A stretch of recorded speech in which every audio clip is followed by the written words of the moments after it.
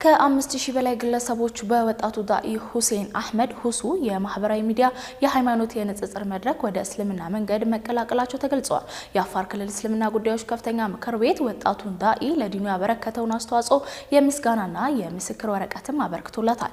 ነጃሺ ቲቪም በስልክ ከንጽጽር ዳኢው ከኡስታዝ ሁሴን አህመድ ጋር ቆይታ አድርጓል። ሀያት ከማል አጠናክረዋለች። ከ5000 በላይ የሚገመቱ ግለሰቦች በማህበራዊ ሚዲያ የሃይማኖት ንጽጽር መድረክ በንጽጽር ዳኢው ኡስታዝ ሁሴን አህመድ ሁሱ አማካኝነት መግባታቸው ተገለጸ።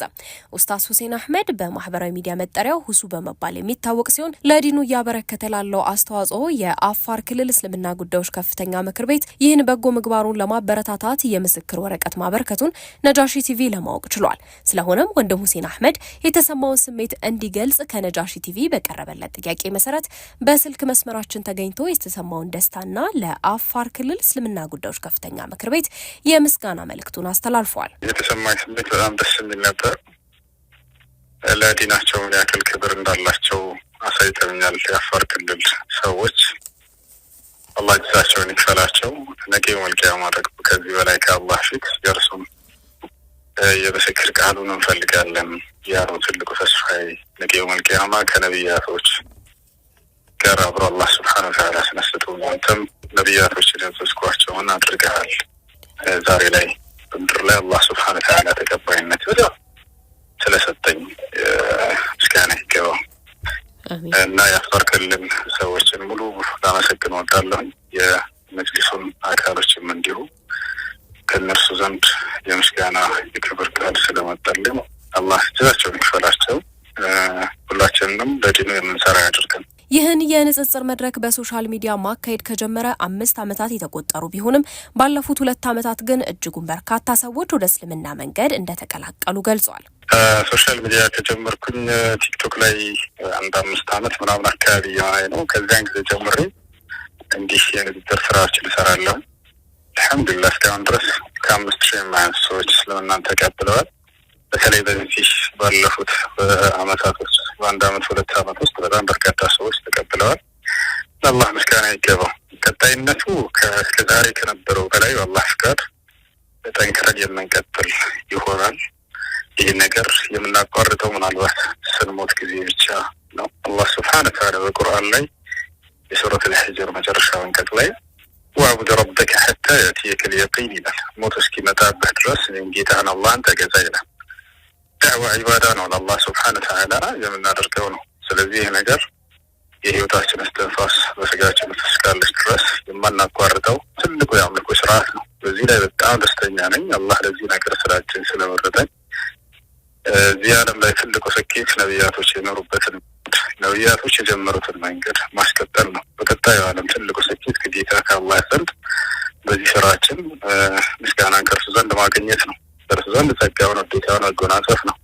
ያን ነገር እስክናገኝ ድረስ አላህ ኢኽላስን ይወፍቀን። ስራውን እየሰራን እንዳውም የተሻለ ሆነን ወደፊት ለመገኘት እንጠራለን፣ እንሰራለን።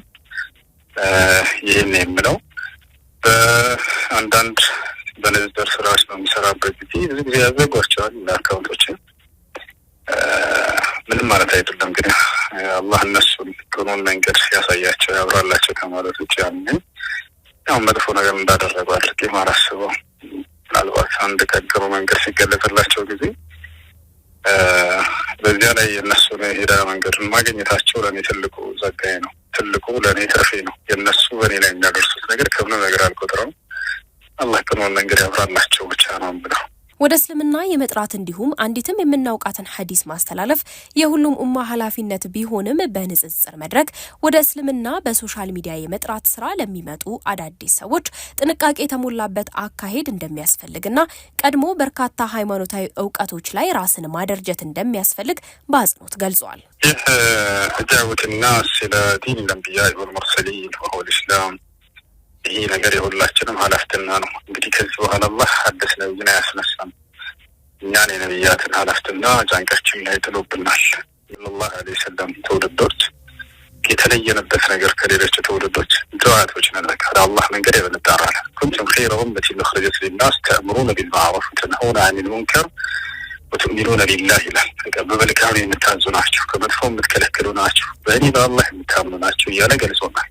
አላህ ሱብሓነሁ ወተዓላ ከእናንተ ወደ መልካም የሚጣሩ በጥሩ የሚያዙ ከመጥፎ የሚከለክሉ መልካም ትውልዶች ይኑሩ ብሎ አዞናል። ለዚያ ነገር ደግሞ ኃላፊነቱ በእኛ ላይ ነው። አዲስ ነብይ አይልክም አላህ ሱብሓነሁ ወተዓላ ከዚህ በኋላ።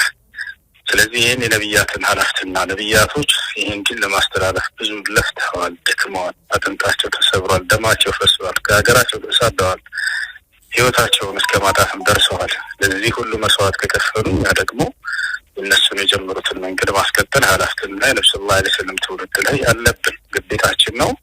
ሁሉም ሰው በየመስኩ መስራት አለበት ይህን ነገር። ሌሎችን ወደ ነቢያት መንገድ ወደ እስላም የመጥራት ግዴታ አለበት። ይህን የሚለው አላህ ሱብሓነሁ ወተዓላ በቁርአን ላይ ኡድዑ ኢላ ሰቢሊ ረቢከ እንዳለ ወደ ጌታ መንገድ ሰዎችን ጥራ ብሎናል። ትእዛዙ ለእኛም ነው።